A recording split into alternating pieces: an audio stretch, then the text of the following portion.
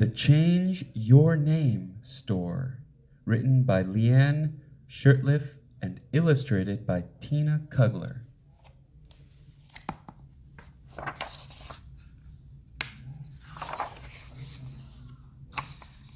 A smart, feisty girl named Wilma Lee Woo liked climbing tall trees and chasing frogs, too.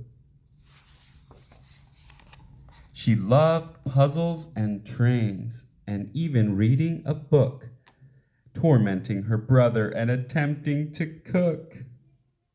But one tiny item she longed to throw out.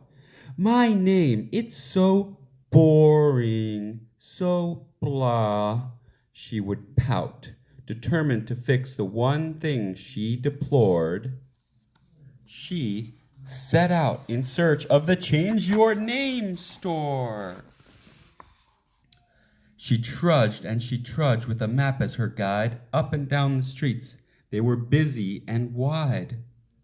Her feet now both tired, her hair was a mess. At last Wilma spotted the proper address. Hello, Wilma said to Miss Zena McFoos. Can you help me select a new name that I can use? Of course, she responded. There's many right here. Though before we begin, there's a rule to make clear. With names that you like, you must take them inside, try them on gently, then go for a ride. And there you'll discover what's in every name and which one fits you, McFoos did explain. So Wilma looked up at the names on the wall till she saw a fine name in the tiniest scrawl. Babette Bijou, Miss McFoos said amazed. A French name, a great choice, she quickly appraised. Soon Wilma felt odd and could not even move. Before she could speak, she arrived at the Louvre.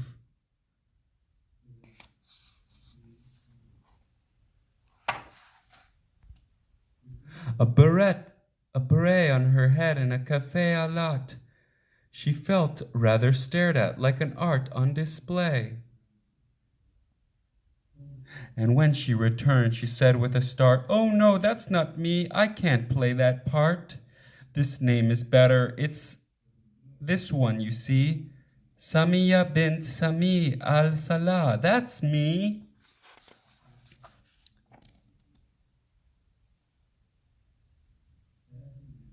She stood at the shop, but did not remain, for landing on sand, she arrived in Bahrain. I love it, thought Wilma as she studied the place. The rivers of sweat streamed down her face. And when she returned, she said with a start, "Oh, that's not me. I can't play that part. This name is better. It's this one, you see. Dominga Delfino. I love it. That's me." Without time to add that magic word, please, she found herself on a big hill in Belize. The beauty amazed her, the friendliness too. She was in Latin America with sandals for shoes. But she opted to leave when a hurricane blew. And when she returned, she said with a start, "Oh no, that's not me. I can't play that part. This name is better. It's this one, you see. Nuru Nzinga. I love it. That's me." She landed in Kenya, in northwest Africa.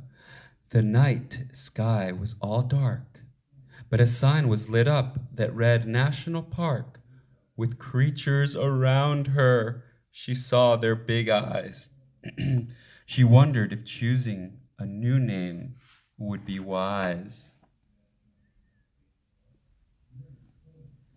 Now she's back in the store. She sat in a chair.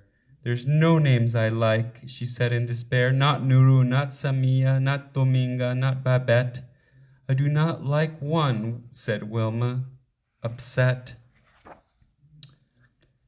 Then Zena McFoos brought her special name drawer, and Wilma continued to search for one more. This name, it's mine. This one, you see, Wilma Lee Woo. I love it. That's me. She ran all the way and arrived in her yard.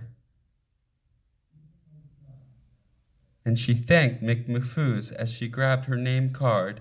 She rushed up the sidewalk and through the front door and leaped over her brother who played on the floor.